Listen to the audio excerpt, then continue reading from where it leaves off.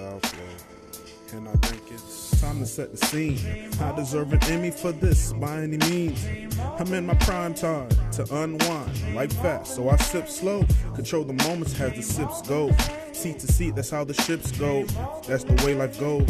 Flow with it, or you could flow alone. The waves crashing, they boasting. Just another beautiful ocean, waiting to be cleaned up and seen. But do you even got your sails up? Let your beauty show, feelings bottled up. It's uncorked time to expose your mind. Let your thoughts show that red pill was chose. Until the rabbit hole we go. Speaking on the topics, the killings, the gossips, the goods and the my bads. I made the wrong choices. Outlet for the people with no voices. Problems we surrounded. A space for the masses. Giving vision to the blind. Grab your glasses. I said by problems we surrounded. A space for the masses. Giving vision to the blind. Grab your glasses.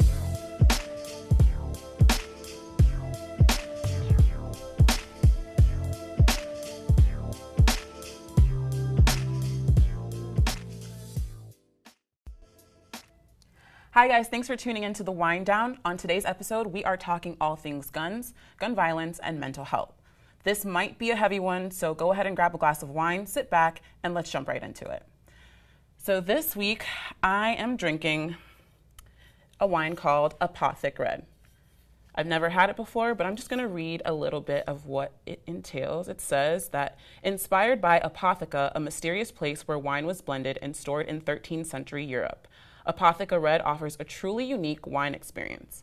A masterful blend of rich Zinfandel, flavorful Syrah, bold Cabernet Sauvignon, and smooth Merlot creates layers of dark red fruit complemented by hints of vanilla and mocha.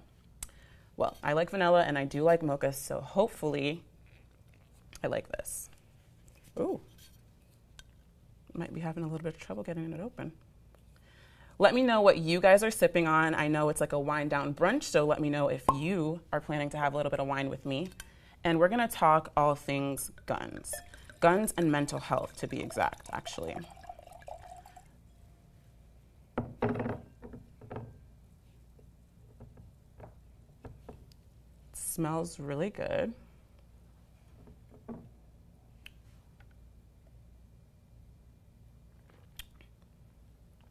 Not bad. Now, given recent events, I wanted to talk about guns and mental health. If you haven't seen the Parkland shooting, Santa Fe, and other events that haven't been as publicized, it goes without saying that we probably need to have this conversation today. Now, before we begin, I do want to share some stats with you guys to put things into perspective as to why I want to have this conversation today. So currently, the U.S. holds the #1 spot for mass shootings in the entire world. In fact, 7 children are killed each day by guns in the U.S. And just this year, there have been 22 school shootings and 101 mass shootings in total. In fact, twice as many people have been killed in schools this year than those serving in the military. And as far as guns are concerned, Americans hold nearly half of the civilian-owned guns around the world, 48% of them to be exact. So what do we do about these alarming and unfortunate statistics? I want to know your thoughts. I asked many of you guys online, and you guys shared your thoughts with me. And I want to just read out some of the comments that I received. So I got a comment from Jonathan, and he says, our country needs to look at the reality of what gun violence is doing. I feel as though money is slowly crushing the truth about America and gun violence. Ruth says better laws and policies need to be put into effect. We need to work on limiting access to guns or not allowing it whatsoever. We also need to talk about gun violence more within our schools, places of worship, and within the community. The government needs to change gun laws and policies that affect access to it, and they also need to put more into mental health efforts. Thanks for sharing your comments with me. I'll continue to share them throughout the show. But I would definitely like to hear your thoughts as to what you think we need to do in our country in regards to these statistics. Now, one group that does have some ideas as to how to prevent these tragedies are the students of Marjory Stoneman Douglas High School. If you don't remember, on February 14th, Stoneman Douglas High School experienced a mass shooting that resulted in 17 tragedies and 17 wounded. Now, many of those students who were a part of that unfortunate tragedy have vowed to make their voices heard so that tragedies like this never happened again. They even organized a protest called the March for Our Lives on March 17th, where many students, along with others, marched on Capitol Hill to make their voices heard by their legislators. I want you to take a look at this. On February 14th, Marjory Stoneman Douglas High School in Parkland, Florida, was the site of a school shooting resulting in 17 tragedies and 17 injuries. Since the school shooting, students of the high school have made national headlines as they took on activist roles to raise question to gun policies that allowed for the tragedy to occur. But we need to pay attention to the fact that this isn't just a mental health issue. He wouldn't have hurt that many students with a knife. The students organized a national protest on March 17th called the March for Our Lives, where people throughout the country marched on Capitol Hill to protest and demand for gun reform. We will no longer be quiet when a tragedy strikes as a result of gun violence. We will no longer be ignored by our representatives on the issue of gun control. Today marks the day that we rise up and make our voices heard. A new documentary titled We Are the Change shows the Parkland students' journey to Capitol Hill as they demanded for change. Who's free? Our street! Who's free? Our street! Who's free? Our street! Who's free? Our street! Who's free? Our street! Who's free? Our street! The documentary premiered at Fort Lauderdale's Savor Cinema on May 22nd, where well over 100 viewers gathered together to discuss the tragedy and the students' activism. I urge you, propose meaningful gun safety laws, vote yea to build and advance gun control, and sing along with us to the melody of justice. Never again, never again, never again. Senator Gary Farmer of Florida's 34th District was also in attendance and shared his thoughts on the need for changes in gun policies. I lived in Parkland for 12 years, so we were personally touched by the tragedy at Stoneman Douglas. We know many of the families. Jamie Gutenberg, one of the girls who was killed, danced with my daughters in dance theater, and so it affected us personally. I felt like this is why I was elected to office, something so important as this, to make a difference. And so we've just attempted to help give these students a voice.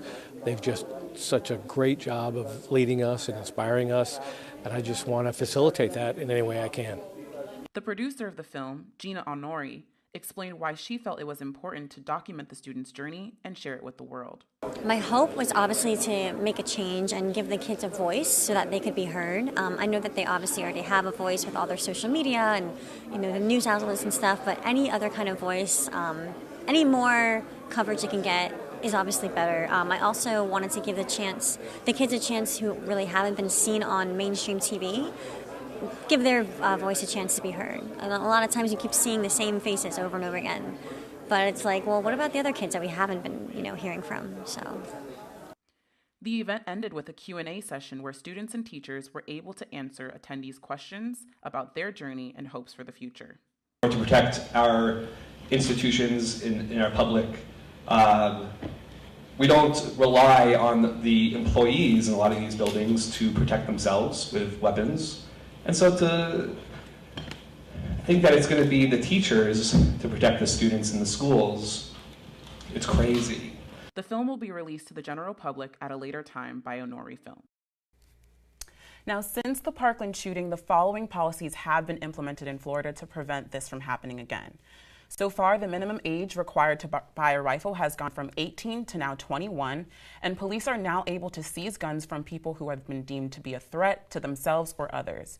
There's also been $400 million to increase school security that's been put in place, as well as school staff being able to now carry firearms, and that's only some certified school staff. There's also been a new requirement that every school in Florida has a threat assessment team meeting monthly. And there's also a new law that extends the 3-day waiting period for handgun purchases to include long guns and bans the bump stocks that allow for guns to mimic fully automatic weapons. Now, since these policies have been put in place, the NRA, which is the National Rifle Association, has filed a lawsuit to try to block certain parts of the new law. So we'll have to keep you posted as far as what happens with that. Now, unfortunately, just a month after the Parkland shooting, another tragedy struck. This time in Santa Fe, Texas. On May 18th, a student of the Santa Fe High School entered the school's art classroom and set fire, killing 10 people and leaving 13 others wounded. Now, this raises the question about mental health. A lot of times when we see these tragedies ensue, there's always the question of whether the perpetrator has a mental health issue. Now, are these mass shootings an indication that we have a mental health issue here in our country? What do you guys think? I want to know your thoughts. I got the chance to speak with a clinical psychologist, and he got to, give me some information as far as what mental health has to do with gun violence here in America. Take a look. Hi, Dr. Delamater. Thanks so much for joining me today. Good to be here. Yeah. And Dr. Delamater, you are a professor of pediatrics and psychology, as well as the director of clinical psychology here at the Mailman Center Center for Child Development. Yeah. Awesome, awesome.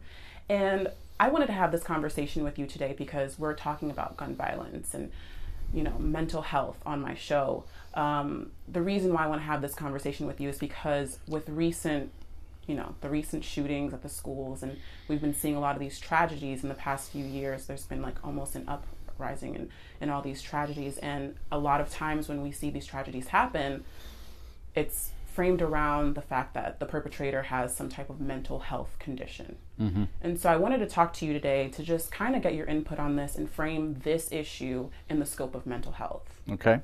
So the first question I have for you is, do you feel as though we are using mental health as a crutch when it comes to the issue of gun violence in this country? Yeah, I actually do. You could say, and it would be obvious to almost anybody, that somebody who would gun down innocents, in a mass shooting barrage like that occurred in Parkland, would be mentally deranged or unstable or sick in some way, and that's most likely true. But it's important to keep this in the context of the total amount of gun violence that occurs daily in this country. And in fact, only about 4% of gun deaths are attributable to mass casualty shootings. The vast majority, are occurring every day, and it doesn't get the attention that Parkland tragedies get. And the majority of those are not due to the perpetrators being mentally ill. So it's not really a problem of mental illness. It's a problem of guns, and it's a problem of exposure to guns, accessibility to guns, and a culture of violence.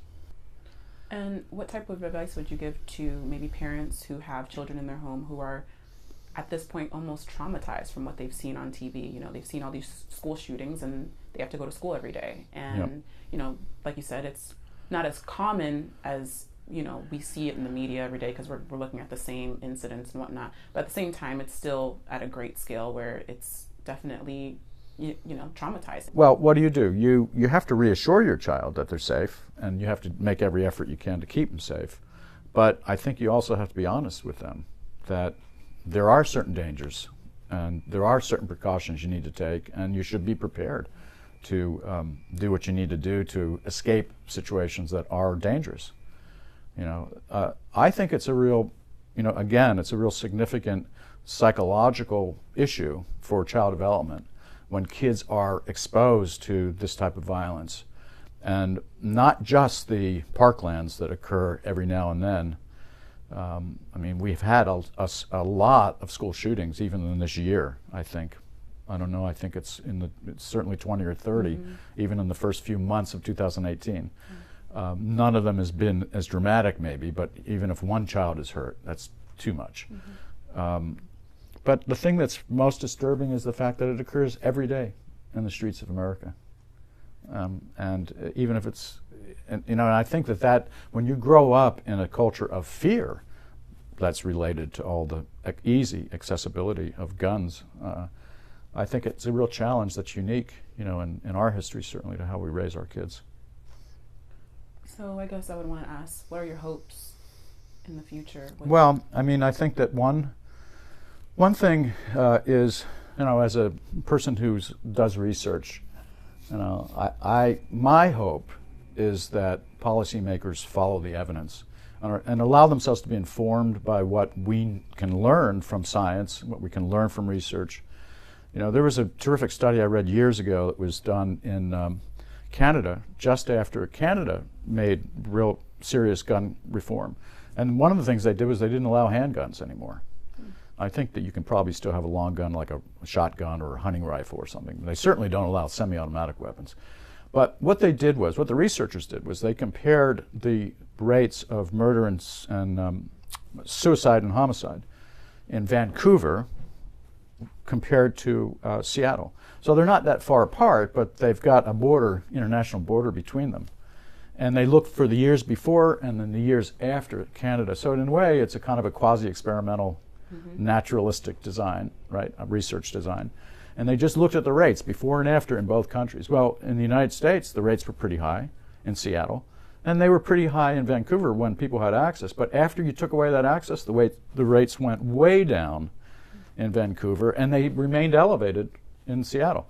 So there's experimental evidence, really, that policy change has real impact on health outcomes. So my hope is that what we see are more enlightened policymakers that avail themselves of all the research. I also hope there's just more research that gets done about this problem and ways to mitigate the effects of all this.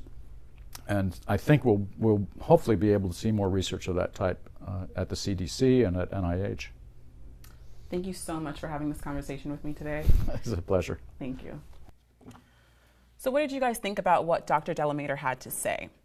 Rebecca shared her thoughts, and she said, I never really understood where the correlation of mental health and gun control came from, and maybe from the issue of background checks coming up. Nonetheless, I believe that mental health is being used as a scapegoat or a sacrificial lamb to divert our attention.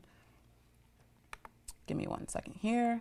To divert our attention elsewhere from the real issue, which is to create stricter laws. It seems as a no-brainer to look at the blueprint of other countries and copy their ideals of gun reform and apply it to our country. But quote, the Second Amendment. So thank you for sharing your thoughts, Rebecca. I also had some of you guys share your thoughts with me on Instagram, and Jermaine says, mental health is only being used when the situation requires it. I'll let you read between the lines on that one. One of the steps we can take is to continue having these conversations until there is change. Thank you for sharing your thoughts, Jermaine.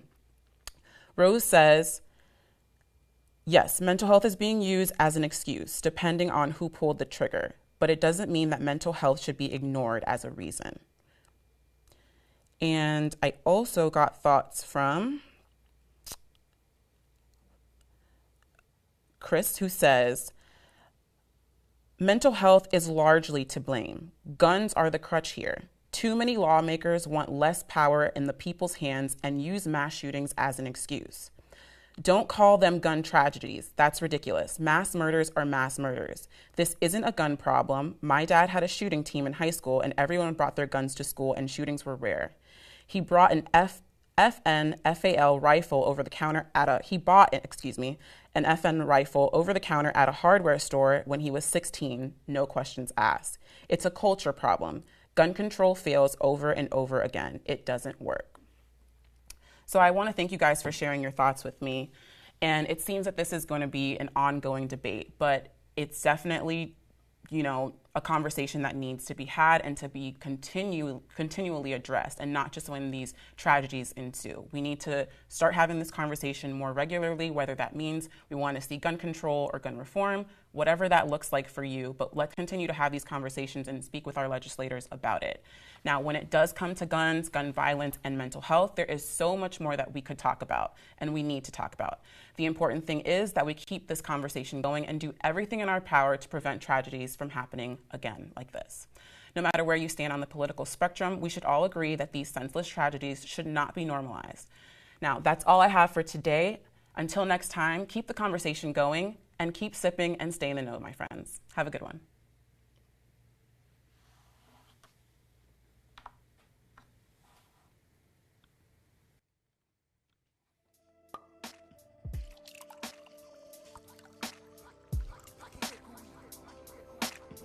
It's God flow, and I think it's time to set the scene. I deserve an Emmy for this by any means. I'm in my prime time to unwind, like fast, so I sip slow. Control the moments as the sips go. Seat to seat, that's how the ships go. That's the way life goes.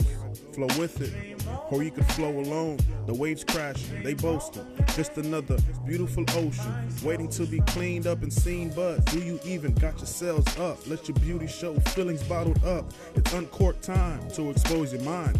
Let your thoughts show That red pill was chose, into the rabbit hole we go. Speaking on the topics, the killings, the gossips, the goods and the my bads. I made the wrong choices. Outlet for the people with no voices. Problems we surrounded. A space for the masses. Giving vision to the blind. Grab your glasses. I said by problems we surrounded. A space for the masses. Giving vision to the blind. Grab your glasses.